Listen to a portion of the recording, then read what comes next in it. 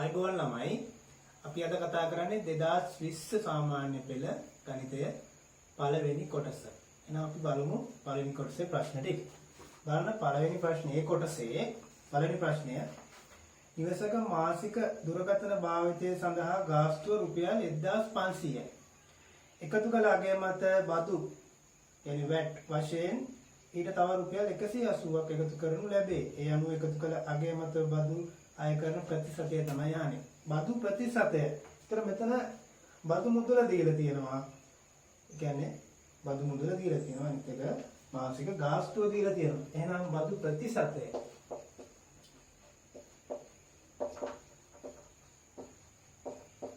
ප්‍රතිශතය කියන්නේ මුදලින් වටිනාකමෙන් අය කරන බදු මුදල. බදු මුදල කීයද? 180ක්. එහෙනම් ප්‍රතිශතයක් කියන්නේ 100ට. එහෙනම් 100ට 100ෙන් වැඩි කරන්නේ. වටිනාකමෙන් බදු මුදල වැඩි කිරීම 100. 100ට 100. දැන් මේක සුළු කරමු. බිංදු දෙකට බිංදුවක් කැපෙනවා. 15න් කපන්න පුළුවන් 15 සරක් එකයි. මෙතන 180 15 සරක්. 18ට 15 එකයි. ඉතුරු වෙනවා 3ක්. 3 බිංදුව 30යි. 30ට 15 දෙක නම් 100ට 12ක් තමයි ප්‍රතිශතය. ඒක. හරි. අන්න පළවෙනි ගාන. ඊළඟට බලන්න ළමයි දෙවෙනි ගාන. රූපයේ දී ඇති තොරතුරු අනුව x අගය සොයන්න. බලන්න රූපේ. මේ ත්‍රිකෝණයක් තියෙන්නේ. ත්‍රිකෝණයේ පාදය දික් කිරීමෙන් සෑදෙන බාහිර කෝණයගේ අංශක 110. ඒතර මේ ත්‍රිකෝණයේ පාද දෙක සමානයි කියලා දීලා තියෙනවා. මේ කෝණය කීයද? x. x වල අගය තමයි අහන්නේ.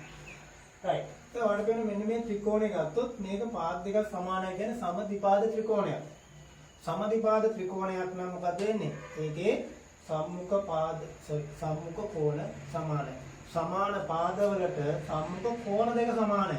එහෙමනම් මේ පාද දෙකට සම්මුඛ කෝණ දෙක සමාන කියන්නේ මෙයා x නම් මෙයා x. right. හරි ඒක පුරවගත්තා. දැන් බලන්න මෙන්න මේක සරල රේඛාවක්. සරල රේඛාවක් මත කෝණ දෙකක් තමයි මේ තියෙන්නේ. සරල රේඛාවක් මත බද්ධ කෝණ දෙකක්. ඉතින් සරල රේඛාවක් මත කෝණවල එකතුව අංශක 180යි. ඒකින්ද මේක x දාන 110 සමාන වෙනවා 180ට. එහෙනම් x සමානයි 180ෙන් අඩු කරන්නේ 110ක් කීයක් වෙනවද? අංශක 70ක් ලැබෙනවා. දෙවෙනි උත්තරේ අංශක 70යි. හරි ළමයි බලන්න ඊළඟට තුන්වෙනි ප්‍රශ්නය. තුන්වෙනි ප්‍රශ්නේ තියෙනවා විසඳන්න කියලා. මෙන්න මේක x බෙදීම x අඩු කිරීම 1ට 3යි x සමානයි 3 බෙදීම 2යි. බීජීය භාග ගණනක් තියෙන්නේ. ඉතින් බලන්න මොකද කරන්නේ? මෙන්න මේ භාග බීජීය භාග දෙකේ පොදු හරය අරගෙන සුළු කරන්න. ඒතර ඔයාලට පේන මේකේ 3යි x මෙයාගේ හරය x. ඒතර මේ දෙන්නගේ පොදු හරය එහෙම නැත්නම් කුඩා පොදු ගුණාකාරයෙන් ගන්නත් පුළුවන්. ළමයිකට එකපාර හිතාගන්න අමාරුයි නම් මෙන්න මේ දෙන්නගේ කුඩා පොදු ගුණාකාරය අපි හොයමු. x සහ 3x වල. බලන්න x කියන්නේ මෙයා මම බල විදියට ලියා ගන්නවා x කියන්නේ x වල පළවෙනි බලය. මෙතන 3x ලියා ගන්න 3 එක වැඩි කිරීම x වල එක විදියට. ඒතර මෙතෙන්දී කුඩා පොදු ගුණාකාරය සමානයි සෑම පදයකම වැඩිම බලය තමයි ගන්නෙ. මෙතන 3 පළවෙනි බලය තමයි වැඩි x වල 1 3 1 3යි x වල 1x 3යි x තමයි එන්නේ. දැන් කුඩා පොදු ගුණාකාරය 3යි x නම් මෙයා දෙදෙනාගේ පොදු හරය 3යි x. ඉතින් ඔයාලට පේනවා මෙයා 3යි x. මෙන්න මෙතන 3යි x කරන්න ඕන. x 3යි x කරන්න 3ෙන් වැඩි කරන්න. ඒ වගේම ළවයක් 3ෙන් වැඩි කරන්න. right දැන් සුළු කරමු. x වැඩි කිරීම 3යි කියන්නේ 3යි x. උඩ එනවා 1 වරක් 3 අඩු කිරීම මෙතන තියෙනවා 3x මේක වෙනස් කරන්න දෙයක් නැහැ. මේ පැත්තේ 3ෙන් 2. හරි. දැන් හරය සමාන වුණා. එහෙනම් පොදු හරය 3x නේ. ලාභය සුළු කරන්න ලාභයේ 3ෙන් අඩු කරන්න එකක්. 3ෙන් එකක් අඩුනවා කීයද? 2යි. සමානයි 3ෙන් 2. right. දැන් ළමයි අපිට පුළුවන් මේ 3යි මේ 3යි කපලා දාන්න. එහෙම නැත්නම් දෙපැත්තම 3ෙන් වැඩි කරන්න පුළුවන්. දෙපැත්තම 3ෙන් වැඩි කරත් මොකක්ද වෙන්නේ? කපලා යනව නේද?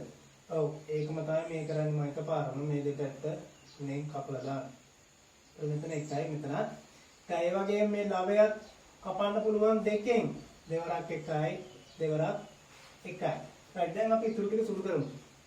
මෙතන තියෙන 1 යට x සමානයි 1 යට 1යි. දැන් හරස් කුණිත දාන්න x එකකින් වැඩිවම x සමානයි 1 වරක් 1 1 x ලගේ 1යි. හරි. තියා ගන්න ඕක ඉක්මනට ඊළඟ ගාන බලමු 4. ප්‍රශ්නාංක 4 තියෙනවා මිනිසුන් 4 දෙනෙකුට වැඩක් නිම කිරීමට දින 6ක් ගත වෙයි. මිනිසුන් 4කට දින 6ක් ගත වෙනවලු. ඔවුන් දින 3ක් වැඩ කිරීමෙන් පසු තවත් මිනිසුන් දෙදෙනෙක් මේ කණ්ඩායමට එකතු වුණේ නම් එම වැඩය තව දින කීයකින් නිම කළ හැකිද කියලා තමයි අහන්නේ. ඒතර බලන්න මේ සම්පූර්ණ වැඩේ කොච්චරද කියලා. සම්පූර්ණ වැඩේ කියන්නේ ඒ වැඩේ කරන්න යන මිනිස් දින ගන්න. බලමු සම්පූර්ණ වැඩේම කොච්චරද කියලා.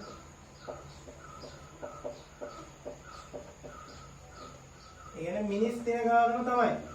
දින 6ක් යනවා මිනිස්සු 4 දෙනෙකුට. එහෙනම් 4 වැඩි කරන්න 6න්. 6 වරක් 4 කීයද? 24යි මිනිස් දින. ඒක සම්පූර්ණ වැඩේ කරන්න එක මිනිස්සෙක් දවස් 24ක් වැඩ කරනවා. ඒතර ඒක මිනිස් දින ගාන කියලා කියන්නේ. ඉතින් බලන්න මුල් දවස් 3. ඔවුන් දින 3ක් වැඩ කිරීමෙන් පසු. ඒතර බලමු දින 3ේදී කරපු වැඩ ප්‍රමාණය. කරන ලද ප්‍රමාණය බලමු. කරන ලද ප්‍රමාණය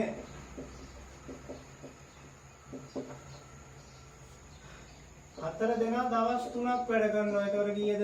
මිනිස් දින 12යි. මිනිස් දින 12ක් කරා. මුළු වැඩේම 24යි. ඒතකොට අපිට ඉතිරි වෙන ප්‍රමාණය හොයාගන්න පුළුවන්. ඉතිරි ප්‍රමාණය මුළු මිනිස් දින ගාන 24න් අඩු කරන්න 12ක්. ඉතිරි ප්‍රමාණය මිනිස් දින 12ක් ඉතිරි වෙනවා. හරි. දැන් බලන්න මෙන්න මේ ඉතිරි ප්‍රමාණය කරන්න තමයි තවත් මිනිස්සු කීයක්ද? දෙදෙනෙක් අලුතින් වැඩට ගන්නවා. right. ඒතකොට 4 දෙනෙක් ඉඳලා තව දෙන්නෙක් වැඩට ගත්ත කියන්නේ කීයද? මිනිස්සු 6 දෙනයි. බලමු දැන් මේ මිනිස්සු 6 දෙනාට යන දින ගණන. එහෙනම් දින ගණන කියන්නේ මේ 12 බෙදන්න ඕනේ කීයෙන්ද? 12 බෙදන්න 6යි. අර 4යි අලුතෙන් ආපු 2යි 6යි. මිනිස්සු 6යි. දැන් දවස් 12ට එක්කෙනෙක් නම් මිනිස්සු 6 දෙනෙක්ට දවස් ගන්න හොයන 6 බෙදන්න 12 බෙදන්න 6න් කීයක් එනවද? දෙකක් එනවා. දැන් දින දෙකක් යනවා අමතරව. කියන්නේ මුල් දවස් 3න් පස්සේ තව දවස් දෙකක් විතර මේ අහන්නේ. එම වැඩේ තව දින කීයකින් නිම කළ හැකිද? ඒතර උත්තරය දින 2. හරි. පස්වෙනි ප්‍රශ්නෙට යමු ඊළඟ. මේ හතරවෙනි ප්‍රශ්නේ. පස්වෙනි ප්‍රශ්නේ කියනවා රූපයේ ABC ත්‍රිකෝණික ත්‍රිකෝණයකි දී ඇති තොරතුරු අනුව x යගේ සොයන්න. බලන්න මෙන්න ත්‍රිකෝණී ත්‍රිකෝණයක පාද අතර සම්බන්ධතාවය කිව්ව ගමන් ටක්කාර මතක් වෙනවා මොකද්ද? පයිතගොරස් ප්‍රමේය මතක් වෙන්න ඕන. දැන් බලන්න A B C මෙතන කීයද? x මේ ටික සෙන්ටිමීටර් 7යි. හරි. ඒතර x කියන්නේ මේ කර්ණය මත තියෙන පාදයෙන් කොටසක්නේ. ඒතර මේ ත්‍රිකෝණයක පාද අතර සම්බන්ධතාවය පයිතගොරස් ප්‍රමේයෙන් තමයි ගන්න තියෙන්නේ. එහෙනම් පයිතගොරස් ප්‍රමේයට අනුව පයිතගොරස් ප්‍රමේයට අනුව මොකද කියන්නේ? පයිතගොරස් කියනවා කර්ණයේ වර්ගයේ සමානයිලු ඉතුරු පාදවල වර්ගවල එකතුවට. දැන් කර්ණයේ පාදයේ වර්ගය. ඒතර කර්ණයේ පාදයේ මෙතන 7යි x කියන 7 ධන x ගේ වර්ගය කියලා අරගෙන හදන්න පුළුවන්. මම අමාරු වැටෙනවා එහෙම නේද? නේ ඒතර අර x ධන 7 වර්ග කරලා ඊට පස්සේ වර්ග සමීකරණයක් අරගෙන ඒක අමාරුයි. ළමයි මේක කර්ණයේ AC කියලා ගන්නකො. AC වර්ග සමානයි අපි පාදෙම දන්නේ නැහැ කියලා ඉතින් පාදෙම හොයාගමු. AC වර්ගය සමානයි ඉතුරු පාද දෙක 8 වර්ගය ධන 6 වර්ගය. නම් AC වර්ගය සමානයි 8 වරක් 8 64යි 6 වරක් 6 36යි 64යි 36 කියන්නේ 100යි. AC වර්ගයේ 100යි කියන්නේ AC වර්ගයේ කීයද? සෙන්ටිමීටර් 10යි. ඔන්න AC 10යි. මේ සම්පූර්ණ එකම 10යි. දැන් ඉතින් මේ ටික හතර මේ ටික කීයද? 10න් 7ක් අඩු කරා. එහෙනම් x සමානයි 3යි. ඊළඟ බලන්න ළමයි ප්‍රශ්නාංක 6. මෙහෙම කියනවා. පහත් සඳහන් ප්‍රකාශන වල කුඩා පොදු ගුණාකාරය සොයන්න. බලන්න 3x මේ හයවෙනි ප්‍රශ්නේ 3x 2xy 4y වර්ග. මේකේ කුඩා පොදු ගුණාකාරය හොයන්නලු. ඒතර මම කිව්වා කලින් එකේ කියලා කිව්වා පොඩ්ඩක්. කුඩා පොදු ගුණාකාරය හොයද්දි මොකද කරන්නේ? මේ සියලු මේවා බලවල ගුණිතයක් විදිහට ලියා ගන්න.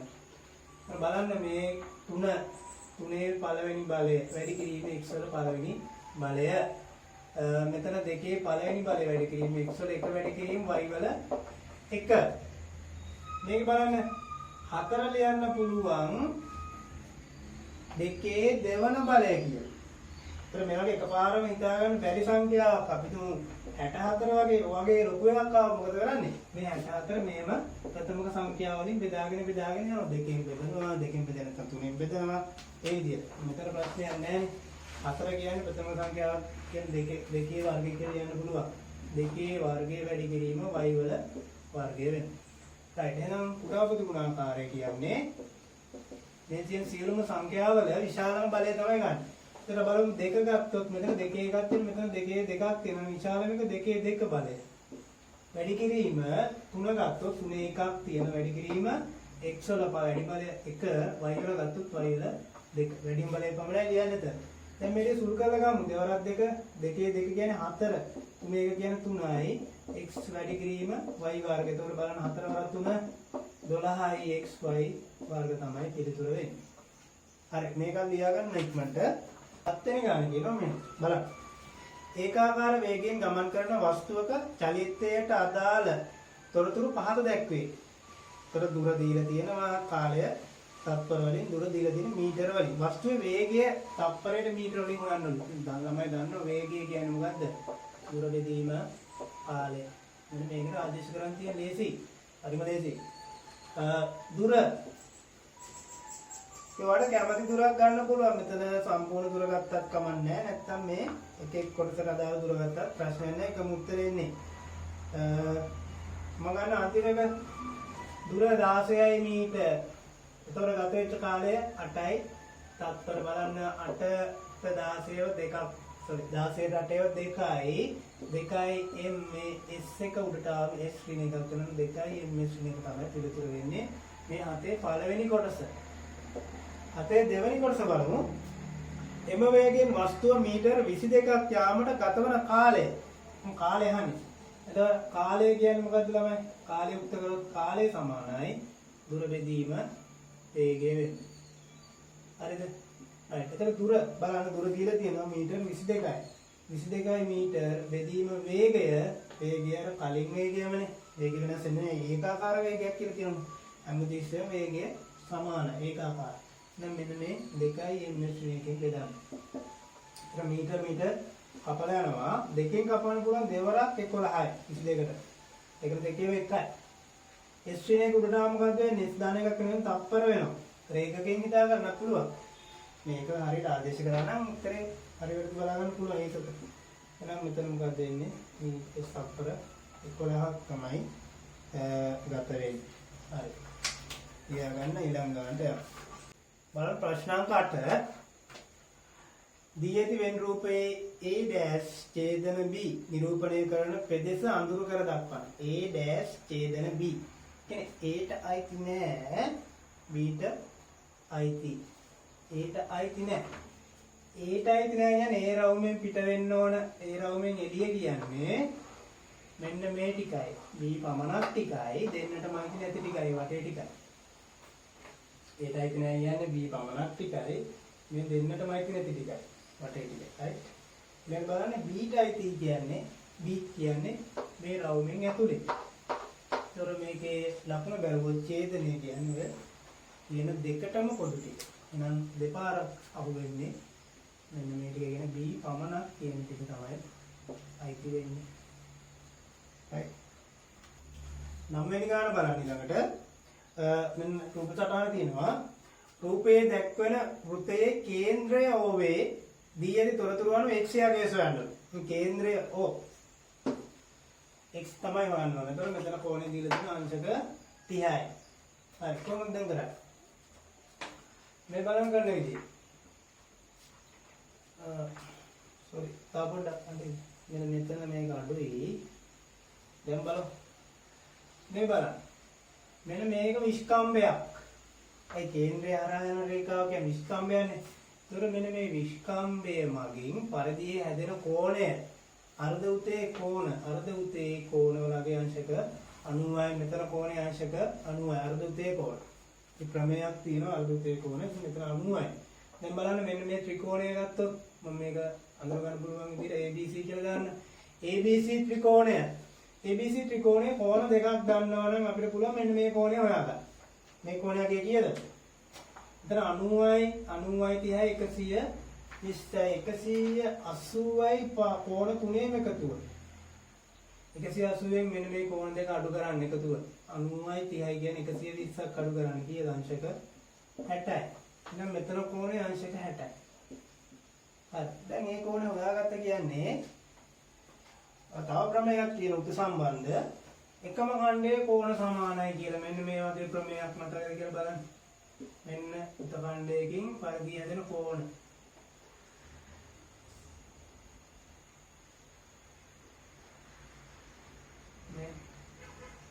මේ කෝණේ සමානයි. මේක x මේක එකම ඛණ්ඩයේ කෝණ. හරි. කලින් එකේ ප්‍රමේය තමයි මෙන්න මේක. අර්ධ විෂම කෝණ. මේක කේන්ද්‍රය නම් ඕක අංශක 90යි. මේ ප්‍රමේය අපි ගත්තනේ. දැන් මෙන්න මේ ප්‍රමේයෙන් බලන්න එකම ඛණ්ඩයේ කෝණ, එකම ඡාපයක්, උත ඛණ්ඩයක්, එකම උත ඛණ්ඩයක් මේ තියෙන්නේ AB කියන උත ඛණ්ඩේ. ඒකින් බලන්න මෙන්න එකක් පරිදි හැදෙන කෝණේ අංශක 60. ඒ වගේම තව එකක් තියෙනවා. මෙන්න AB වලින් තව එකක් හැදෙනවා. මෙන්න මේක මොකද්ද මේ? x එනම් x සහ 60 අගය සමාන විය යුතුයි. එහෙනම් x සමානයි අංශක 60යි. මෙතන මොනවද මේ එකම ඛණ්ඩයේ කෝණ.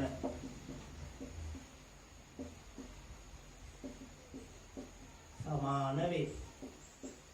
එකම ඛණ්ඩයේ කෝණ සමානයි. ප්‍රමේය තමයි එතන යොදාගත්තේ. හරි. ඊළඟ ගාන බලමු දැන්.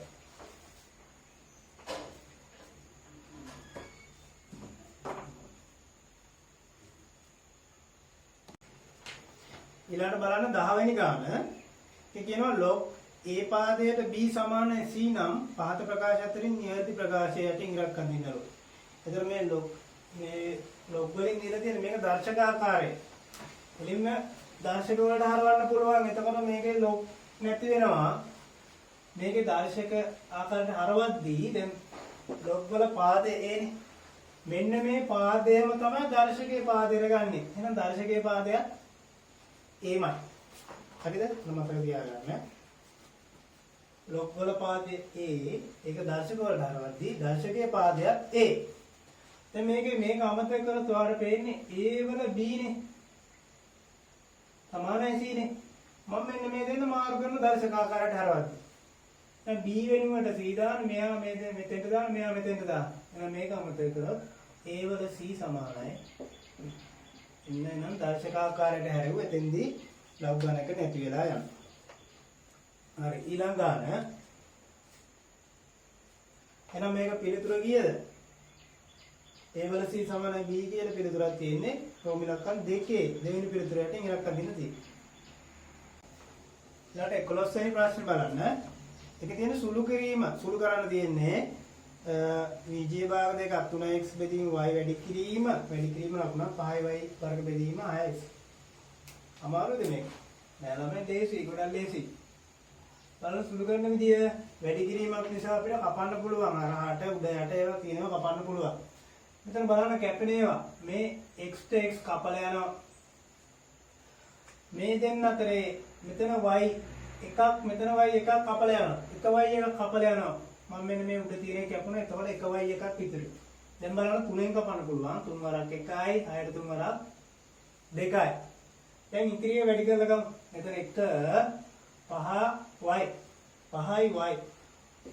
5y බෙදීම 2.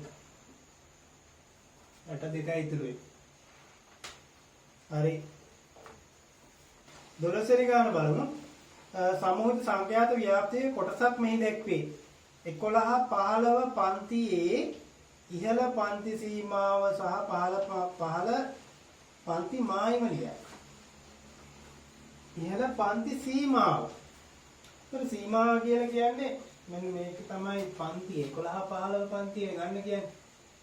ඒත් බලන්න පන්ති පාන්තරයක මේ දීලා තියෙන්නේ සීමාව ඉහළ සීමාව. මේක පහළ සීමාව. මේකේ ගත්තොත් මේක ඉහළ සීමාව 20 පහළ සීමාව 16. මේක ඉහළ සීමාව මේ පහළ සීමාව. ඉතින් අපිට අදාළ එකේ ඉහළ පන්ති සීමාව කියන්නේ කීයද? 15. එන රෝමි ලක්කම් එකට එන්නේ 15. පන්ති සීමාව. ඊළඟ දෙවෙනි එක කියනවා පහළ පන්ති මායිම. දැන් පහළ සීමාව තමයි මේක. හැබැයි සීමාව නේ යහන්නේ මායිම. මායිම මේක සීමාව නම් මායිම ගන්නෙ ඊට අඩු පන්ති පාන්තරේ. ඊට කලින් පන්ති පාන්තරේ කියන්නේ මේක. අන්න ඒකේ ඉහළ සීමාවයි මේකේ පහළ සීමාවයි එකතු කරලා දෙකෙන් බෙදන්න. එහෙම නැත්නම් මේකේ හරි මැද. එකතු කරලා දෙකෙන් බෙදුවත් හරි මැද එන්නේ. ඕනම් මේක ගත්තොත් 10 එකතු කිරීම මේකේ 12 බෙදීම 2යි. ඊට කලින් පන්ති පාන්තරේ ඉහළ සීමාව සහ අදාළ පන්ති පාන්තරේ පහළ සීමාව එකතු කරලා දෙකෙන් බෙදන්න. නැත්නම් ඒ දෙන්නගේ මැද හරි මැදගේ බලමු එකතු කරලා 10යි 11යි 20 එක බෙදීම 2යි කියන්නේ කිය 10.5. මේක හිතෙන් ගන්නත් පුළුවන් ඕන. මේ 10 11 මැද 10 11 මැද කියන්නේ 10.5 යන දෙවෙනි ප්‍රශ්නේ ඉතිරි. 13 වෙනි ප්‍රශ්නේ බලන්න. ABCD සමාන්තර ආශ්‍රයයක් දීලා තියෙනවා. මේ සමාන්තර ආශ්‍රය AB සමාන සෙන්ටිමීටර් 12යි. අපි මේක ලකුණු කරගමු. AB සමාන 12යි කියලා පේපර් එකේම ලකුණු කරන්න මේක. අදාළ උපසටහන AB සමාන 12යි. BCD ත්‍රිකෝණයේ වර්ගඵල සෙන්ටිමීටර් 42යි 48යි කියලා කියන BCD බලන්න BCD ත්‍රිකෝණය විතරයි. BCD කියන්නේ මෙන්න මේක මම ඕන අඳුර කරලා දෙන්නම් ටික. මෙන්න මේක වර්ගඵලය දීලා තියෙනවා කිය 48යි cm වර්ග. මේ AP දිග සොයන්නලු. AP දිග තමයි අහන්නේ. AP කියන්නේ මෙන්න මේක. අවුන මේක x කියලා ගන්න. හරි h හරි ඕන එක. x කියලා ගත්තොත් ඔය x තමයි හොයන්න ඕන. හරි. දැන් දීලා තියෙන්නේ මෙන්න මේකේ වර්ගඵලය පමණයි. සමාන්තර ආශ්‍රයයක් නිසා සම්මුඛ පාද මොකක්ද වෙන්නේ? සමානයි නේද? සම්මුඛ පාද සමාන්තරය සමාන්තර ආශ්‍රය. ඉතින් මෙයා 12යි නම් මෙන්න මේ පාදේ කීයද? ඒ කියන්නේ මේ සම්පූර්ණ DC වලගේ සෙන්ටිමීටර් 12යි. හරි. දැන් බලන්න මෙන්න මේ DBC කියන ත්‍රිකෝණය. DBC කියන ත්‍රිකෝණය ගත්තොත් ඒ ත්‍රිකෝණයේ වර්ගඵලය 48යිලු. ඉතින් මේ ත්‍රිකෝණයට ගත්තොත් ආධාරකය වර්ගඵල හොයන විදිය භාගය වැඩි කිරීම ආධාරකය වැඩි කිරීම ලම්බ උස. මේකේ ආධාරකය 12යි. ආධාරකයේ තියෙන ලම්බ උස කියන්නේ මේ අනිත් ශීර්ෂයේ ඉඳලා මේකට තියෙන ලම්බ උස කියන්නේ මෙන්න මේ උස නේද? ඒ කියන්නේ සමාන්තර රේඛා දෙක අතර උස තමයිනේ. මේක වෙනස් වෙන්නේ නැහැ නේ කොයි කියලා කිව්වා. සමාන්තර පාද දෙක අතර පරතරය වෙනස් වෙන්නේ නැහැ ලම්බ උස. මෙතන x නම් එහෙනම් මේ උස කීයද? මේකත් x මේක අඳින්න අවශ්‍ය නැහැ. හිතෙන්ම ගන්න පුළුවන්. මේ උස වෙනස් වෙන්නේ නැහැ සමාන්තර පාද අතර පරතරය ලම්බ උස වෙනස් වෙන්නේ. එහෙනම් මේකේ ලම්බ උස කීයක් වෙනවද? x. එහෙනම් වර්ගඵලය මම මේ DBC ත්‍රිකෝණය ගන්න. DBC ත්‍රිකෝණයේ වර්ගඵලය සමානයි භාගය වැඩි කිරීම ආධාරකය ගන්න 12. 12 ගත්තොත් ආධාරකයට තියෙන ලම්බ උස කියන්නේ මෙන්න මේක x නේද? ඔව්. හරි. ඒකට වර්ගඵලය දීලා තියෙනවා 48 සමානව මෙතන දෙකෙන් කැපෙම 6යි. 6යි x සමානයි 48යි. දෙපැත්තම 6ෙන් බෙදන්න x හොයන්න ඕන නිසා 6ට 6 කපලා යනවා x සමානයි 8යි නේද? ඔව්. එහෙනම් AP දිග කීයද? 8 සෙන්ටිමීටර්. AP දිග 8 සෙන්ටිමීටර්. ප්‍රශ්නාංක 14 කියනවා මෙහෙම. සමතල බිමක පිහිටි සිරස් කණුවක් AB වන අතර P හා Q රූපයේ පරිදි සමතල බිම මත පිහිටි ලක්ෂ දෙකක. මෙන්න සමතල බිම මත තියෙන ලක්ෂ දෙකක් තමයි P හා Q කියන්නේ. ඒතර මේ AB කියන කණුවක්ලු. සිරස් කණුවක්. කියන ඊළඟට Q සිට බලන කල. Q කියන්නේ මෙතන දැන් මෙන්න මෙතන තමයි ඉන්නේ. මම මෙතන ඉන්නේ. එතන මෙතන ඉඳලා මම බලනවා. මගේ උස ගණන් ගන්නෑ. මෙහෙම මට උසක් තියෙනවා කියලා ගණන් ගන්නෑ. මම හරියට S2 මෙතන තියෙනවා කියලා හිතන්න Q වල තමයි මගේ S2 තියෙන්නේ. ඒතර Q වල ඉඳලා බලනකොට AB කණුවේ මුදුනවන B. එන්නේ AB කණුවේ මුදුන කියන්නේ B නේ. B පෙනෙනුවේ අංශක 70ක ආරෝහණ කෝණයකින්. ළමයි මුලින්ම දැනගන්න ඕන අවබෝධයක් තියෙන්න ඕන ආරෝහණ කෝණ සහ අවරෝහණ කෝණ පිළිබඳව. ආරෝහණ කෝණ හෝ අවරෝහණ කෝණ පිළිබඳව. එතකොට තිරසත් එක්ක ඉහළට මනින කෝණ වලට කියනවා ආරෝහණ කෝණ කියලා. ඔය පැත්තට හරි කවන්නේ දෙපැත්තටම ගන්න පුළුවන්. තිරස සමග ඉහළට මනින කෝණ මොනවද? ආරෝහණ කෝණ. මේවා ආරෝහණ. ඒ වගේම අවරෝහණ කියලා කියන්නේ ඒක අනිත් එක. තිරස සමග පහළට මනින ඒවා. තිරසත් එක්ක කොහෙටද? පහළට මනින ඒවා මොනවද? අවරෝහණ.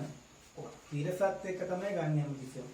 තිරස අපේ S මට්ටමත් එක්ක ඉහළට මනින ඒවා ආරෝහණ, පහළට මනින ඒවා අවරෝහණ. දැන් S2 තියෙන්නේ මෙතනනේ. එහෙනම් ආරෝහණ කියන්නේ මෙතන ඉඳලා උඩට අන්න බැලුවහම B පේන්නේ කොහොම නේද? ඔව්. එහෙනම් මෙන්න මේක තමයි ආරෝහණ කෝණය වෙන්නේ කීයද? අංශක 70ක ආරෝහණ කෝණයකින් තමයි B පේන්නේ. නෑ sorry. ඔව් B පේන්නේ ආරෝහණ කෝණය. ඊළඟට කියනවා B සිට බලන කලන දැන් B වලට යන්නේ. S2 තියෙන්නේ මෙතන. B වල. B වල සිට බලන කල P දර්ශනය වන්නේ අංශක 50ක අවරෝහණ කෝණය. දැන් S2 B මෙතන තියෙනවා. දැන් P බලන්න P පේන්නේ කොහොමද? B වල ඉඳලා බලුවම P පේන්නේ කොහොමද? එහෙම නේද? ඔව්. හරි B වල S2 තියෙනවා කියලා හිතා ගන්න. ඒතර අවරෝහණ කෝණය නේ කියන්නේ. අවරෝහණ කෝණයක් කියන්නේ මොකද්ද? තිරසත් එක්ක කියන්නේ S මට්ටම එක්ක පහළට මනින කෝණ තමයි අවරෝහණ කෝණ කියන්නේ. නෑ S මට්ටම කියන්නේ මෙන්න මේක නේ. අයින් බලුවම තිරස පේන්නේ කොහොමනේ? ඕකත් එක්ක පහළට මනින කෝණය තමයි අවරෝහණ කෝණය වෙන්නේ. ඕක කීයද? අංශක 50යිලු. මේක තිරසනේ. මෙයක් තිරසනේ පොළොව මට්ටම. තිරසයි කියන්නේ සමාන්තරයි. ඒක සමාන්තරයි නම් ඔයාලට මතකයි සමාන්තර රේඛා දෙකක් අතර තියෙන ඒකාන්තර කෝණ අනුරූප කෝණ. මේ බලන්න ඉසෙඩ් අකුරක් තියෙන එකක් තියෙන නේද? ඒකාන්තර. එහෙනම් මේ කෝණේ කීයද? අංශක 50ක් වෙනවා. ඒක 50යි කියලා දැම්මත් හරි ඉතින් අර. දැම්මත් ප්‍රශ්නයක් නැහැ. ඊළඟ 15 වෙනි ගාන 15 වෙනි එක කියනවා පළමු පදේ 6ද දෙවෙනි පදේ ඍණ 12ද. පළවෙනි එක 6 දෙවෙනි එක ඍණ 12. ඒ විදිහට මේ තියෙන මොකක්ද මේ ගුණෝත්තර ශ්‍රේණිය. ගුණෝත්තර ශ්‍රේණියේ තුන්වෙනි පදේ තමයි අහන්නේ. හරිම ලේසි ළමයි. ගුණෝත්තර ශ්‍රේණියක පොදු අනුපාතයක් තියෙනවා. පොදු අනුපාතය හොයන්නේ පසු පදයෙන් පෙර පදය බෙදලා. පොදු අනුපාතයේ සංකේතය බලන්න මුලින්ම. පොදු අනුපාතයක් හොයන්න පුළුවන් පසු පදය ඍණ 12 බෙදන්න පෙර පදයෙන් 6න්. ඒක කීයක් වෙනවද? ඍණ 2යි. පොදු අනුපාතය දාන්න. ඒතර ගුණෝත්තර ශ්‍රේණියක පළවෙනි පදේ දාන්න නම් ඊළඟ පදේ පෙර පදේ දාන්න නම් පසු පදේ හොයන්නේ පෙර පදය වැඩි කරන්න මොකෙන්ද? පොදු අනුපාතේ. පෙර පදයේ පොදු අනුපාතයෙන් වැඩි කරාම පසු පදේ එනවා. සමාන්තර ශ්‍රේණිය වල මොකක්ද වෙන්නේ? පෙර පදයට පොදු අන්තරය. ඒක පොදු අන්තරයනේ. ඉතින් පොදු අන්තරය එකතු කරගෙන යනවා. දැන් මේක වෙන්නේ පොදු අනුපාතයෙන් වැඩි කරගෙන යන්න තියෙන්නේ. එහෙනම් මෙතන දෙවෙනි පදයේ පොදු අනුපාතයෙන් වැඩි කරාට පස්සේ තුන්වෙනි පදේ එනවා. එහෙනම් තුන්වෙනි පදේ කියන සංකේතයක් විදිහට දැම්මොත් T3 සමානයි ඍණ 12 වැඩි කරන්න මොකින්ද? පොදු අනුපාතයේ ඍණ 2.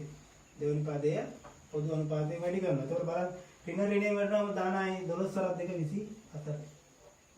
එහෙනම් තුන්වන පදය 24ක් එනවා. අර ඊළඟට බලන්න 16 වෙනි ප්‍රශ්නය. 16 කියන මෙහෙම. රූපේ දැක්වෙන ABC ත්‍රිකෝණයේ AC පාදයේ මධ්‍ය ලක්ෂය කිව්වේ. මෙන්න ABC ත්‍රිකෝණයක් තියෙනවා. ඒකේ AC පාදයේ මධ්‍ය ලක්ෂය කිව්. මැද කිව් කියලා කියන්නේ.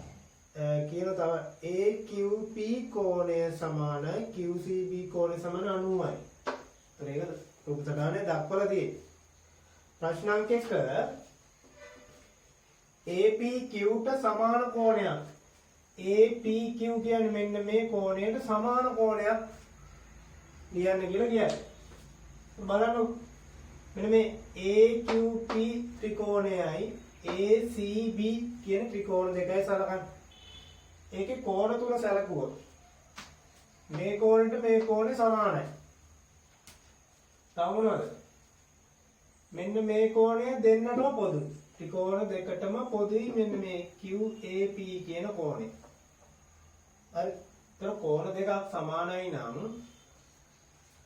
අනිත් කෝණෙත් අනිවාර්යෙන් සමානයි නේද? ඔව් කෝණ තුනේ එකතු 180ක් නේ.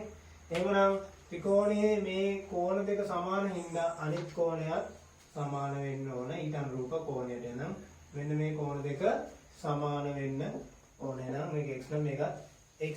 අහන්නේ මොකද්ද? APQ ට සමාන කෝණයක්. එහෙනම් මේක ABC කෝණය. හරිද?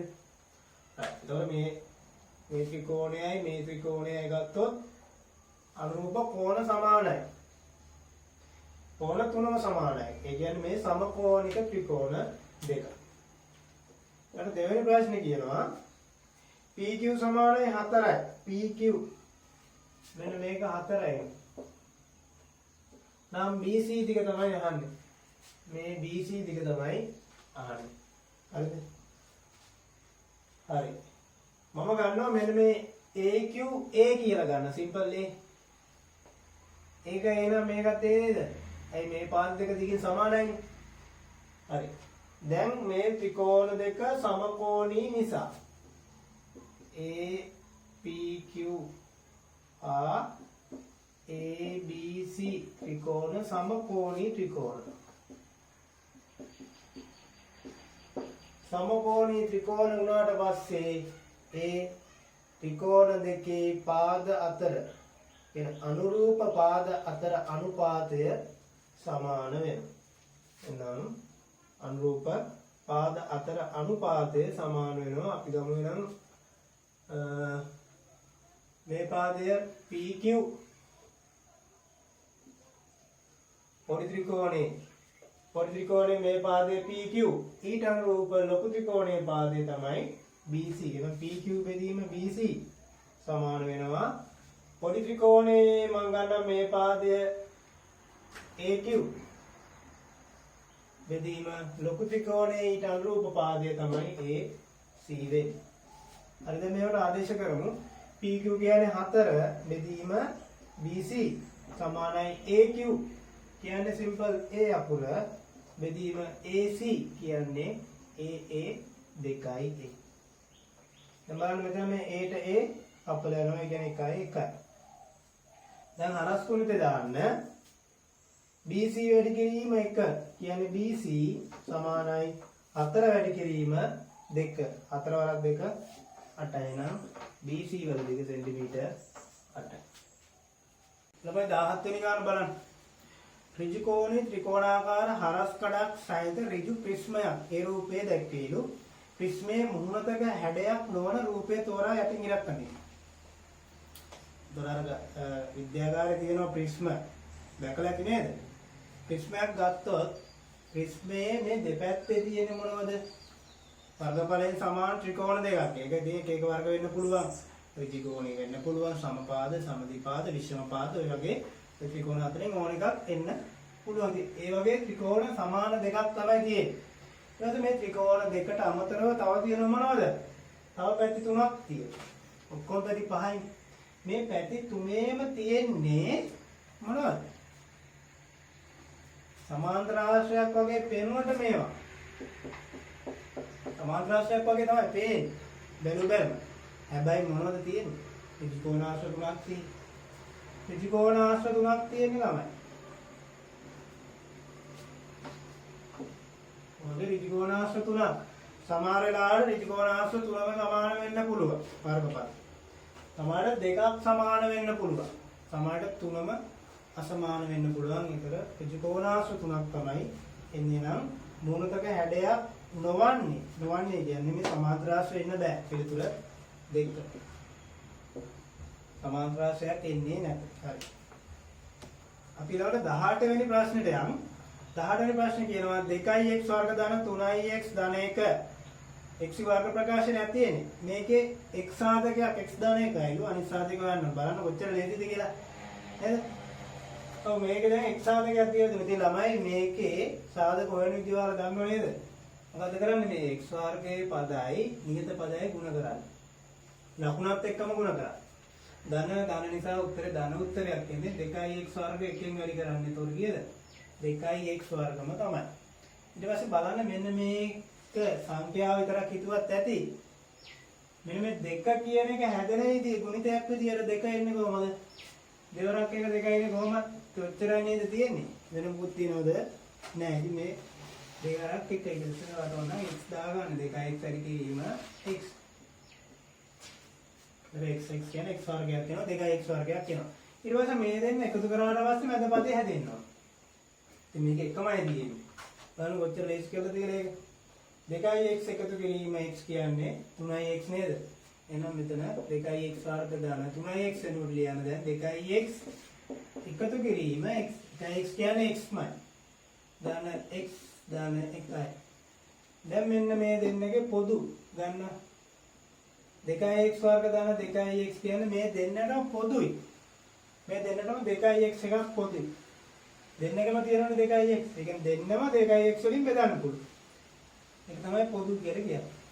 හරිද? එහෙනම් 2x එළියට ගත්තොත් ඉතුරු වෙන්නේ දැන් දෙකක් ගත්තා. මේකින් x එකක් ගත්ත එක x එකක් ඉතුරු වෙන්න ඕන. එකතු කිරීම 2xම ගත්තනේ. එකපාර හිතා ගන්න බැරි නම් මෙන්න මේ 2x වර්ග මේ එළියට ගත්ත එකෙන් බෙදලා ගන්න. දෙකට දෙක කපලා යනවා x එකක් කපලා ඉතුරු වෙන x. ඊට පස්සේ 2x බෙදන්න 2x වලින් උත්තරේ 2යි. හරි. හරි. එතකොට ඒක හරි. දැන් මෙන්න මේ දෙන්න. මේ දෙන්නකින් ගත්තා මේ දෙන්නගේ පොදු. මේ දෙන්නට පොදු එකක් තියනවද? නෑ. එහෙනම් මොකද ගන්නෙ? 1. පොදු මොකුත් නැත්නම් 1 තමයි ගන්න එළියට. 1 ගත්තට පස්සේ ඉතින් අරකම තමයි. x දාන එකමයි. දැන් බලන්න මේ x දාන 1 මේ පද දෙකටම පොදුයි. එහෙනම් අවසානයේ අපි x දාන 1 එළියට ගන්නවා. ඊට පස්සේ වරහන් ඇතුළට ඉතුරු ටික දාන්නවා. මෙන්න මේ පදයෙන් x ධන එකක් එළියට ගත්තාම ඉතුරු වෙන්නේ කීයද? 2x එකතු කිරීම ලකුණ මේකින් x ධන එකක් ගත්තා ඉතුරු වෙන්නේ කීයද? 1. එහෙනම් මොන සාධක දෙකක් තියෙනවා. x වර්ග ප්‍රකාශනය යන සාධක දෙකක් තියෙනවා. එයින් එක සාධකයක් දීලා x ධන 1. x ධන 1 දීලානේ. එහෙනම් අනිත් සාධකය තමයි 2x ධන 1. ඊළඟට බලන්න 19 වෙනි ගාන මම රූප සටහන ඇඳලා තියෙන බෝඩ් එකේ රූපයේ දැක්වෙන්නේ O කේන්ද්‍රය වූ වෘතයක්. කේන්ද්‍රය O. දී ඇති තොරතුරු අනුව පහත දී ඇති කෝණවල විශාලත්ව සොයන්නලු. බලන්න තියෙන මොනවද? 1 ABC කෝණය 2 ABC කෝණය. මොන කෝණ දෙක තමයි හොයන්න තියෙන්නේ. බලමු ABC කියන්නේ මොකක්ද කියලා. ABC කියන්නේ මෙන්න මේ කෝණය තමයි හොයන්න ඕන. ABC කෝණය. මේකත් උත්සම්බන්ධ ප්‍රමේයයෙන් එකපාරම පිළිතුර ගන්න පුළුවන්. බලන්න මෙන්න ප්‍රමේයන් දෙක. මේකේ මේ තියෙන්නේ කුඩා කේන්ද්‍රික ඛණ්ඩය, මේ විශාල කේන්ද්‍රික ඛණ්ඩයනේ. මේක අතෝ මේ විශාල කේන්ද්‍රික ඛණ්ඩය, කුඩා කේන්ද්‍රික ඛණ්ඩය. මේකේ විශාල කුඩා කේන්ද්‍රික ඛණ්ඩයෙන් හැදෙන්නේ මේ කේන්ද්‍රය හැදෙන කෝණය. කේන්ද්‍රය හැදෙන කෝණය සමාන වෙනවලු පරිදි හැදෙන කෝණය වගේ දෙගුණයකට එන මේ වගේ දෙගුණයක් තමයි මේක. මේක x නම් මේක 2x. ඒත් මේක අනිත් කෝණය ගත්තොත් එතුම් මේක මෙන්න මේ කෝණය ඒක සමාන වෙන්නේ ප්‍රතිවිරුද්ධ උතකණ්ඩයේ තියෙන එක. ප්‍රතිවිරුද්ධ උතකණ්ඩයේ පරිදි හැදෙන කෝණය වගේ දෙගුණයකට තමයි සමාන වෙන්නේ. එහෙනම් මේක y නම් මේක කීයද? 2යි. right ඔන්න හොඳට බලා ගන්න ප්‍රමේයන් දෙකේ වෙනස්. හරිද? right එහෙනම් මෙතන එකපාරම ඔයාලට පේනව නේද? එහෙනම් මේ 240 නම් මෙතෙන්දි කෝණය කීයද? ABC කෝණය කීයද? 240 වගේ භාගයක් වෙන්න ඕනේ. එහෙනම් කීයද අංශක 120යි නැත්නම් 240 බෙදීම 2 සමාන අංශක 120යි. මෙතන හේතුව ලියන්න. අනිවාර්යෙන් හේතුව ලියන්න. කේන්ද්‍රයේ කෙටියෙන් ලියන්න. केंद्रයේ ආපාතිත කෝණය පරිදියේ ආපාතිත කෝණය මෙන් දෙගුණයකි. तो प्रमेයට අනුව තමයි උත්තරේ ගත්තේ. ඊළඟ තව කොටසක් තියෙනවා ADC. ADC කියන්නේ මෙන්න මේක. තව ප්‍රමේයෙන්ම ඒකත් ගන්න පුළුවන්. එහෙම නැත්නම් තව ප්‍රමේයෙන් ගන්නත් පුළුවන්. වෙන ප්‍රමේයකුත් තියෙනවා. තව ප්‍රමේයක් තියෙනවා ළමයින්ට මතක ඇති උත චතුරස්‍ර සම්බන්ධ ප්‍රමේය. උත චතුරස්‍රයක් කියලා කියන්නේ උතේ මත ශීර්ෂ හතරම තියෙන චතුරස්‍රයක්. මොකක් කරේ? උතේ මත ශීර්ෂ හතරම පිටනවා නම් ඒක උත චතුරස්‍රයක් කියලා කියනවා. උත චතුරස්‍ර සම්බන්ධ ප්‍රමේයයන් කියනවා. ඒක ප්‍රමේයයක් තමයි උත චතුරස්‍රයක සම්මුඛ කෝණ පරිපූර්ණයි. මේ කෝණ දෙක ගත්තොත් මේකයි මේක B නම් පරිපූර්ණයි කියන්නේ ඔය දෙක එකතුව සමාන වෙන්න ඕනේ 180 පරිපූර්ණක වෙන්න. ඒතර බලන්න මේ ABCD කියන්නේ උත චතුරස්‍රය නේද? මේ උත චතුරස්‍රයේ සම්මුඛ කෝණ පරිපූර්ණක වෙන්න ඕන. ඉතින් දැන් මෙන්න මෙතන අපි කෝණය හොයාගත්තනේ 120යි කියලා. මේ කෝණේ එකතුව සමාන වෙන්න ඕනේ 180ට. එහෙමනම් ADC දාන 120 සමාන වෙන්න ඕන 180ට. එහෙනම් ADC වලගේ කීයද? අංශක 60. 180 120ක් අඩු කරන අංශක 60යි. ඒක මෙතන ලියන්න උත චතුරස්‍රයක සම්මුඛ කෝණ පරිපූර්ණක වේගය හේතුව. උත චතුරස්‍රයක සම්මුඛ කෝණ පරිපූර්ණක උත චතුරස්‍රයක සම්මුඛ කෝණ පරිපූර්ණක. හරි සටහන් කරගන්න. ප්‍රශ්නාංක 20ට යම් බිංදුව 2 සහ පහ 2 කරන ලක්ෂ දෙකක් තියෙන බිංදුව 2 සහ පහ 2 කියලා ලක්ෂ දෙකක්. ලක්ෂ හරහා යන සරල රේඛාව. දැන් මේ ලක්ෂ හරහා සරල රේඛාවක් යනවලු. මෙන්න මේ සරල රේඛාවේ අනුක්‍රමණය තමයි යන්නේ. දෙකහම අන්තඛණ්ඩය. ඒතරවට මතක ඇති සරල රේඛාවක අනුක්‍රමණය හොයන්න. අනුක්‍රමණය කියන්නේ m නේ. අනුක්‍රමණය හොයන්න සූත්‍රයක් තියෙනවා. වද y ඛණ්ඩාංක වෙනස ලක්ෂ දෙකේ y ඛණ්ඩාංක වෙනස බෙදන්නේ ලක්ෂ දෙකේ x ඛණ්ඩාංක වෙනසයි.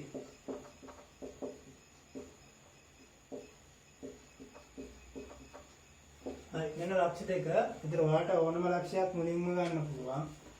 මම මේක ගන්නම්. මේකේ y වලින් මේකේ y අඩු කරන්න ඕන. y ඛණ්ඩාංක වෙනස වෙන්නේ එහෙමයි. තව කෙනෙක්ට පුළුවන් වුණා මේකේ y වලින් මේකේ y අඩු කරන්න. ඒතර ඒකේ y වලින් මුලින්ම අඩු කරා නම් x අඩු කරන්නත් ඕනේ ඒ ලක්ෂයෙම තමයි. හරි. මුලින්ම ගන්න ලක්ෂයෙම තමයි මුලින්ම අඩු කරන්නේ. හරි එහෙනම් මම මේකින් අඩු කරත් මුලින්ම ලියන්නේ 2 y ඛණ්ඩාංකයේ මේකේ y ඛණ්ඩාංකයේ 2 බෙදීම යට x ඛණ්ඩාංකයේ තොර මේකේ මුලින් ගත්තින්ද මෙයාම තමයි ගන්න ඕන 5 අඩු කිරීම මෙතන x ඛණ්ඩාංකයේ බිඳුව. අපිට බලන්න දෙකෙන් දෙකක් කරනවා බිඳුව ආයේ පහෙන් බිඳුවක් කරනවා 5යි. බිඳුව පහෙන් බෙදමු උත්තරේ කීයද?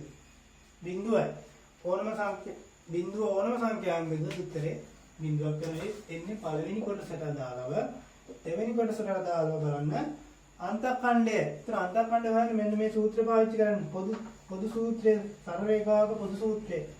y සමානයි mx ධන c. y සමානයි mx ධන c තමයි පොදු සූත්‍රය. ඒතර මේකේ ආදේශ කරමු වක්‍ර ලක්ෂයකට මේ කැමැති ලක්ෂයක් ආදේශ කරන්න පුළුවන්. ලක්ෂ දෙකකින්. මම ආදේශ කරන බිංදුව 2 ලක්ෂය මේකට ආදේශ කරනවා.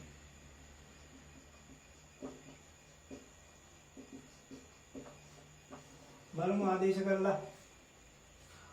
y කියන්නේ මෙයාගේ y ඛණ්ඩාංකය කීයද? 2 සමානයි. m කියන්නේ අනුක්‍රමණය හෙව්ව කීයද? බිංදුව වැඩි කිරීම. x කියන්නේ x ඛණ්ඩාංකය. x ඛණ්ඩාංකය කීයද? බිංදුවනේ. ඔව් x ඛණ්ඩාංකය බිංදුව ධන c. c තමයි හොයන්න ඕන. අන්තඛණ්ඩේ. c කියන අන්තඛණ්ඩ. බිංදුව බිංදුවයි. එහෙනම් 2 සමානයි. බිංදුව ධන c කියන්නේ c. c සමානයි 2. ඔන්න දෙවෙනි එක සඳහා උත්තර අන්තඛණ්ඩේ 2. ප්‍රශ්නාංක 21 සමබර ධාතු කැටයක පැති 6ෙහි 2 2 3 3 4 4 2 2 3 3 4 4 කියන ඔන්න පැති 6ක් තියෙනනේ ධාතු කැටයකට. ඔය 4 පැති 6 ඔන්න අංක ටික ගහලා තියෙනවා. එකක් දෙක ගානේ තියෙන. මෙම ධාතු කැටය උඩ දැමීමේ දැමීමේදී ප්‍රථමක සංඛ්‍යාවක් යොදා ඇති පැත්තක් උඩු අතට පෙරලීමේ සම්භාවිතාව. ඒතර මේක කරද්දී ඔයාලට ප්‍රථමක සංඛ්‍යාව පිළිබඳ දැනුමක් තියෙනවා. ප්‍රථමක සංඛ්‍යා කියන්නේ මොනවද කියලා. ප්‍රථමක සංඛ්‍යා කියන්නේ ළමයි සාධක දෙකක් පමණක් තියෙන සංඛ්‍යා. සාධක කියන එකත් අවබෝධයක් නැත්නම් කියලා දෙන්න. සාධක කියලා කියන්නේ ඉසෙන් සංඛ්‍යාවෙන් හරියටම බෙදෙනවා. අර දෙවෙනි සංඛ්‍යාව පළවෙනි එකේ සාධකයයි. ඒක හරියටම බෙදෙන්න ඕන. මම ගන්නම් පිළිවෙලින් එක කියන එක එකෙන් පමණයි බෙදන්න පුළුවන්. එකෙන් ඕනම සංඛ්‍යාවක් බෙදන්න පුළුවන්. එකෙන් බෙදන්න පුළුවන් නම් සාධක එකයි තියෙන්නේ. සාධක එකක් තිබ්බම ප්‍රථම සංඛ්‍යාවක් වෙන්නේ නැහැ. සාධක දෙකක් තියෙනවා. එහෙනම් දෙක ගත්තොත් දෙකට සාධක දෙකක් තියෙනවා. කියන්න බලන්න. එකක් තමයි එක. එක අනිවාර්යෙන් සාධකයක් ඕනම සංඛ්‍යාවයි. ඊට පස්සේ එක හැර අනිත් එක මොකද? එම සංඛ්‍යාවම ඕනම සංඛ්‍යාවක සාධකයි. එකයි එම සංඛ්‍යාවයි ඕනම එක සාධක. ඊට අමතරව තමයි අනිත් ඒවා. ඒතර මෙතන එක ගත්තොත් සාධකේ මේ හරියටම බෙදෙනවනේ. එන එක සාධකයක්. දෙක දෙකෙනුත් බෙදෙනවා හරියට. එහෙනම් දෙකක් සාධකයක් ඊට අමතරව තවත් නැහැ. සාධක දෙකයි තියෙන්නේ ප්‍රථමක සංඛ්‍යාව. තුන ගත්තොත් එකෙන් හරියට බෙදෙනවා තුනෙන් හරියට බෙදෙනවා. 1යි 3යි විතරයි තියෙන්නේ සාධක දෙකයි ප්‍රථමක සංඛ්‍යාව. හතර ගත්තොත් හතර එකෙන් හතරෙන් අනිවාර්යෙන් බෙදෙනවා. තව දෙකෙනුත් බෙදෙනවා. සාධක 3යි ප්‍රථම සංඛ්‍යාවක් නොවේ. පහ ගත්තත් සාධක දෙකයි ඔන්න ඔය විදිහට සාධක දෙකක් පමණක් තියෙනවා. 6 ගත්තොත් 6 එකෙන් 6න් අනිවාර්යෙන් බෙදෙනවා. 6 දෙකෙන් බෙදෙනවා 6 තුනෙන් බෙදෙනවා. සාධක 4ක් වෙනවා 6ට. ඒක ප්‍රථම සංඛ්‍යාව නෙවෙයි. සාධක දෙකක් පමණක් තියෙන. ඒතර බලන්න මේ ප්‍රථම සංඛ්‍යාව මෙන්න මේ 4 නේද? 4ක් තියෙනවා. ඒතර එක සංඛ්‍යාවක් දෙපාරක් ගන්නයි කියලා ගන්න නැහැ කියලා එකක් නෑ. මෙතන ධාතු ගැටේ ඉතින් 6 අධ්‍යයයට මම මේ ලියලා තියෙන්නේ. එතකොට බලන්න මුළු ගානෙන් සම්භාවිතාව කියන්නේ මුළු ගාන මුළු අවයව ගාන කීයද? 1 2 3 4 5 6. නිදි අවකාශය අවයව ගාන 6යි. අදාළ සිද්ධියේ අවයව ගාන. සිද්ධියේ අවයව ගාන එනවා ප්‍රථමක සංඛ්‍යාව කියන්නේ 2යි 3යි. එහෙනම් 1යි 2යි 3යි 4යි. සිද්ධියේ අවයව 4ක් එනවා 6න් 4යි. ඕනනම් මේක තව පොඩ්ඩක් සුළු කරන්න. දෙකෙන් කපන්න පුළුවන් 3න් 2යි කියලා උත්තර ලියන්න පුළුවන්. හරි. 22 වෙනි ගානට යම්. O කේන්ද්‍රය වූ වෘත්තය මත PQRS ලක්ෂ පීඨා ඇත. ඒතර PQRS කියන්නේ උත චතුරස්‍රය. දැන්ට මොළුවට දාගන්න. SR පාදයේ T තෙක් දික් කර ඇති අතර SR පාදයේ T තෙක් මෙන්න SR උත චතුරස්‍රයක බාහිර කෝණයක් ඇවිල්ලා තියෙනවා මෙතන. මෙන්න මේ චතුරස්‍රයේ බාහිර කෝණය තමයි අස්තුක කියන්නේ. ඒක උඩට ගන්න. දික් කර ඇති අතර POM සරල රේඛාවක්. POM කියන්නේ සරල රේඛාවක්. මේ O කියන්නේ කේන්ද්‍රය. රූපේ තොරතුරු අනුව වාහියාගේ තමයි අහන්නේ. හරි ළමයි. ඊට මම කිව්වා PQRS කියන්නේ උත චතුරස්‍රයක් කියලා. උත චතුරස්‍ර සම්බන්ධ ප්‍රමේය පළවෙනි එකකින් මම ගන්න උත චතුරස්‍රයක් ගත්තොත් උත චතුරස්‍රයක පාදයක් දික් කිරීමෙන් හැදෙන බාහිර කෝණයක්. ඔන්න චතුරස්‍රයක පාදයක් දික් කරාම බාහිර කෝණයක් හදනවා. උත චතුරස්‍රයක නම් ඒකත් ඉතින් බාහිර කෝණයක් තමයි. අන්නේ බාහිර කෝණය සමාන වෙනවලු අභ්‍යන්තර සම්මුඛ කෝණයට. චතුරස්‍රයක බාහිර කෝණය සමානයි අභ්‍යන්තර සම්මුඛ කෝණයට. කියන්නේ මෙන්න මේක ඒ ඊට නම් මේකත් ඉරුණ කෝණ දෙක සමානයි. ඕනම පාදයක බාහිර කෝණයක් ගත්තාම මේක ওই විදිහම තමයි. ඒක බලන්න මෙතන ගත්තොත් මේ 80 කියන්නේ බාහිර කෝණයක්. ඒක සමාන වෙනවා අභ්‍යන්තර සම්මුඛ කෝණයට. ඒ කියන්නේ මෙන්න මේ ලොකු කෝණය අංශක 80ක් වෙන්න ඕන. ලොකු කෝණය කියලා ගත්තොත් PQ QPS කෝණය අංශක 80යි. එතන හේතුව ලියන්න උත චතුරස්‍රයක පාදයක් දික් කිරීමෙන් සෑදෙන බාහිර කෝණය අභ්‍යන්තර සම්මුඛ කෝණයට සමානයි. උත චතුරස්‍රයක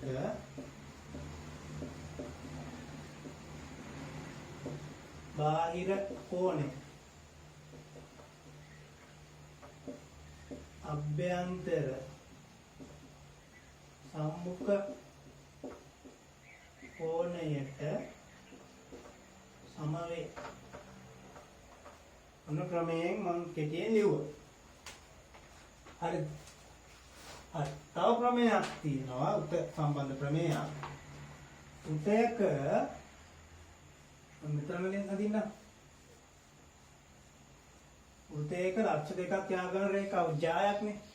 ඒතර මෙන්න මේ ජායේ මධ්‍ය ලක්ෂය අපි හිතමු මෙන්න මෙතන කියලා. ඒ කියන්නේ මධ්‍ය ලක්ෂය. ඒ කියන්නේ දෙපැත්ත සමානයි. ජායක මධ්‍ය ලක්ෂයට කේන්ද්‍රයේ සිට රේඛාවක් ඇඳුම්. කේන්ද්‍රයේ ජායේ මධ්‍ය ලක්ෂය යා කරන්න. යා කර මෙන්න මෙතන කෝණීය අංශක 90ක් කියලා ක්‍රමයක් තියෙනවා. හරි. එතකොට බලන්න මෙතන ගත්තොත් මේකේ Rm කියන්නේ ජායය. මේ M කියන්නේ ජායේ මධ්‍ය ලක්ෂය. අයි මේක සමානයි කියන්නේ මේ මධ්‍ය ලක්ෂය. ජායේ මධ්‍ය ලක්ෂයට කේන්ද්‍රය O වල ඉඳලා මෙන්න මේ අඳ රේඛාව මොකක්ද වෙන්නේ? මෙතනදී අංශක 90ක් වෙනවා. මේ හේතුව තමයි මොකද? ක්‍රමයේ තත්න හේතුව අවශ්‍ය නම් ලියන්න.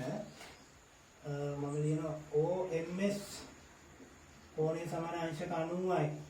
හේතුව මම මොනවද දාන්න? කේන්ද්‍රයත් ජායක මධ්‍ය ලක්ෂයත් යා කරන රේඛාව ජායට ලම්බක වේ. කේන්ද්‍රයත් ජායක මධ්‍ය ලක්ෂයත් යා කරන රේඛාව ජායට ලම්බ වේ. ඔන්න අනිත් ප්‍රමේය. ඒ ඔය ප්‍රමේයන් දෙක තමයි එතෙන්දී එදේ. එහෙනම් මෙතන කොහොනේ අංශක 90යි. හරි. දැන් මේ PMS කියන ත්‍රිකෝණය ගත්තොත් PMS කියන ඍජුකෝණී ත්‍රිකෝණයක්. ඒකකින් අපිට පුළුවන් මෙන්න මේ කෝණය හොයාගන්න. MPS කෝණය හොයාගන්න පුළුවන්. කීයද? මේ කෝණ තුනේ මේක 180යි නේ. 180ෙන් අඩු කරන්න මෙන්න මේ දෙන්නගේ එකතුව. 180ෙන් අඩු කරනවා 90 ධන 55. ඔය දෙන්න එකතු කරලා 180ෙන් අඩු කරා. එනවා 180 අඩු කිරීම 90යි 55 ගැන 145 අංශක 35ක්. ළමයි දැන් මෙන්න මේ කෝණය ආවා අංශක 35යි. මම ඕන මෙතන දාන්න. අංශක 35යි. හරි දැන් y අහන්නේ. මේ ලොකු කෝණය කීයද? QPS ලොකු කෝණය 80යි. ඉතින් 80යි ඇදිලා තියෙන්නේ මේක එකතු වෙන්නේ. එහෙනම් මේක 35යි නම් මේක හොයන්න 80ෙන් 35 අඩු කරා නම් හරි එහෙනම් y සමානයි මෙතන ලියන්න y සමානයි 80 අඩු කිරීම 35යි 80ෙන් 35 කරුණාම කීයක් වෙනවද 45ක් නේද? ඔය අංශක 45ක්. එහෙනම් y වලගේ 45යි. ඊළඟට 23 ගාන බලන්න. A රූපය සහ B රූපයේ දැක්වෙන කේන්ද්‍රික ඛණ්ඩවල ඡාපතික සමානයි. ඡාපතික සමානයි ආර්ය අගස. දැන් ඡාපතික කියන්නේ මේක ගත්තොත් මෙන්න මේ ටික තමයි ඡාපතික. මේක ගත්තොත් ඡාපතික මේ. කේන්ද්‍රික ඛණ්ඩ දෙකක් තියෙනවා. ඡාපතික සමාන කරමු. උත්තේක ඡාපතික හොයන්නේ 2πr වැඩි කිරීම 360න් θ. yes. එහෙනම් මේකේ ඡාපතිකයි මේකේ ඡාපතිකයි සමාන කරන්න. මෙතන ගත්තොත් එනවා 2πr වැඩි කිරීම 360න් θ කියන අංශක 45. හරි. සලෝම ආදේශ කළා. මෙහෙම ලියාගෙන පස්සේ ආදේශ කරමු. සමාන වෙන්න ඕනේ මෙයාගේ ඡාපතික. ඒකේ 2πr ම තමයි. හැබැයි r වෙනස් වෙනවා. 2πr මෙයාගේ සමාන වෙන්නේ නැහැ. වැඩි කිරීම 360න් එතන කෝණේ අංශක 90යි. දැන් ආදේශ කරමු. ආදේශ කරන කලින් ළමයි. හරි ආදේශ කළෙමුකෝ. 5 කියන්නේ අපි 5 වලට මම ආදේශ කරන්නේ හේතුව දෙපැත්තම කපලා යන හින්දා. r ට ආදේශ කරමු r වැඩි කිරීම මෙතන 45 360ට කීයක් වෙනවද? 8යි බලන්න ගණන් හදලා. 8න් එකක් වෙන සමානයි 2යි 5. එතන r වලට මම 7 ආදේශ කරන්නම්. මෙතන 90ව කීයක් වෙනවද? 360ට 4ක් වෙනවා. 4න් කාලා. දැන් කැපෙනව කපමු. දෙපැත්තම 5 වලින් බෙදන්න පුළුවන්. ඒතර 5 5 කපලා යනවා. දෙපැත්තම 2යි 5 වලින්ම බෙදන්න පුළුවන්. ඒක 2යි 5 කපලා යනවා. අර ඊටු ටික බලමු. r බෙදීම 8 සමානයි 7 බෙදීම 4. ඊළඟ හරස් කොන්ද දාන්න 8 වරක් 7 8 වැඩි කිරීම 7 සමානයි 4 වැඩි කිරීම 4යි r. හරස් කොන්ද දැම්මේ මම. මෙතන වැඩි කරේ නෑ. තියාගමු. කපලා යන්න පුළුවන්. දෙපැත්තම 4ෙන් බෙදලා r හොයන්න ඕනින්ද. එතන මෙතන 4 කපලා ගියා. r සමානයි. මෙතන බලන්න කැපෙන විදිය 4 වරක් 1යි 8 4 වරක් 2යි. දෙවරක් 7 14යි එන්නේ. r වලගේ සෙන්ටිමීටර් 14ක් කියලා. 24 ගානට යම් මේ න්‍යාස ගානක් තියෙන්නේ. මේකේ බලන්න දෙකේ තුනේ න්‍යාසයක්. sorry. තුනේ දෙකේ න්‍යාසයක්. මේක තුනේ දෙකේ න්‍යාස තමයි තියෙන්නේ. පේලි 3යි තීර 2යි. ඒතර මේකේ ඝනය සමානයි. ඝනය සමානයි නම් අපිට එකතු කරන්න පුළුවන්. එකතු කරාමත් එන්නේ තුනේ දෙකේ න්‍යාසයක්. මේ සමාන ඝනයක් තමයි එන්නේ. ඒතර බලන්න සමාන කරලා තියෙන්නේ ඒකත් ඒ වගේම න්‍යාසයකට. ඒතර ඝනය සමාන න්‍යාස දෙකක් සමාන කරාට පස්සේ අපිට පුළුවන් ඒකේ ඔය අවයව සමාන කරන්න. හරි. රටන අපි මුලින්ම මේ දෙකන එකතු කරගෙන ඉමු. එකතු කරාට පස්සෙත් එන්නේ න්‍යාසයක්. ඔය වගේම න්‍යාසයක් එන්නේ මේ අවයව එකතු කරන්න ඊට අදාළ 1යි 3යි 1යි 3යි 4යි මම එකපාරම එකතු කරලා උත්තරේ ලියන්න. බිංදුවයි 1යි 1යි ඍණ 1යි බිංදුව එකතු වුණාම ඍණ 1යි. ඊළඟට මේ පෙළිය ඍණ 1යි 4යි කියන්නේ 3යි 2යි ඍණ 1යි එකතු වුණාම 1යි 1යි y එකතු වුණාම 1 ධන y එහෙම නැත්නම් y ධන 1. හරි. හරි.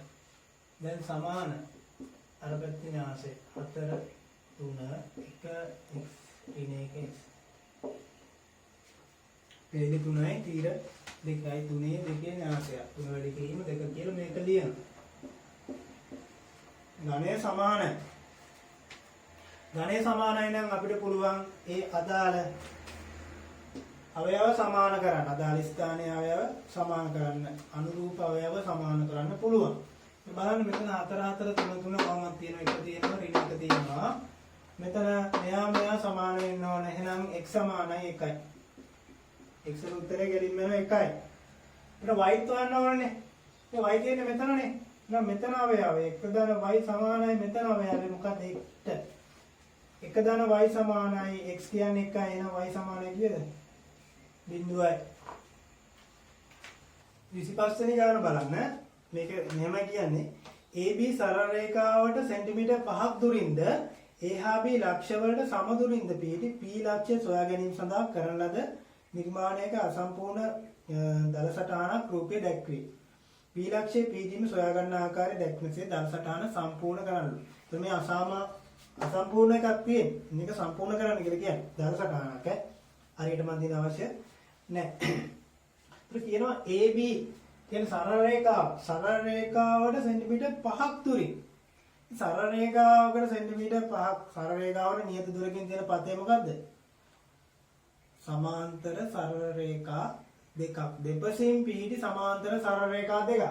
ඒත් මේකෙන් උඩින් එකක් තියෙන්න පුළුවන් සෙන්ටිමීටර් 5ක් දුරින් යටිනුත් සෙන්ටිමීටර් 5ක් දුරින් මේකට සමාන්තර සරල රේඛාවක් තියෙන්න පුළුවන්. ඔන්නෝක තමයි සරල රේඛාවකට නියත දුරකින් තියෙන පතේ. එහෙනම් මේ සරල රේඛාවට සෙන්ටිමීටර් 5ක් දුරින් දෙපසින් පිහිටි සරල රේඛා සමාන්තර සරල රේඛා දෙකක් එනවා. ඊට පස්සේ කියනවා ද P ලක්ෂ A හා B ලක්ෂ වලට සම දුරින්. ලක්ෂ දෙකකට සම දුරින් තියෙන පතේ කියන්නේ එම ලක්ෂ දෙක ආකාරාම එකකින් එන ලම්බ සමච්ඡේදක. එහෙනම් මෙන්න මේ ලක්ෂ දෙකේ ලම්බ සමච්ඡේදකය අඳින්න. A හා B වල එකපාර බැලුණා වවටෙන් අඳක් කමන්නේ නැත්නම් නිකන් ඉඳලා ගත්තත් කමක් නැහැ. මෙන්න මෙතන තියෙන ඡාපයක් ගන්නවා මෙතන තියෙන ඡාපයක් ගන්නවා. ඒ වගේම යටපැත්තට A වල තියෙන ඡාපයයි B වල තියෙන ඡාපයයි ඊපස්සේ ඔක කොහොම එයා කරන්න. හරි. එතකොට මේ එන්නේ ලම්බ සමච්ඡේදකය ලම්බකව සමච්ඡේදනය වෙන්නේ.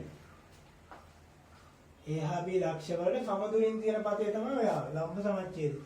දැන් බලන්න ඔය කියන දෙකම කැපෙන තැන්. එහා B ලක්ෂ වලට සමදුලින් වෙන්නත් ඕන. ඒ කියන්නේ මේ රේඛාව වෙන්නත් ඕන. AB රේඛාවට සෙන්ටිමීටර් 5ක් දුරින් වෙන්නත් ඕන. AB රේඛාවට 5ක් දුරින් කියන්නේ මේක. එහෙම නැත්නම් මේක ඉතින් ඔන්න ඔය දෙකම වෙන අවස්ථා එක්ක මෙන්න මෙතෙන්දි කැපෙන P. එහෙම නැත්නම් මෙතෙන්දි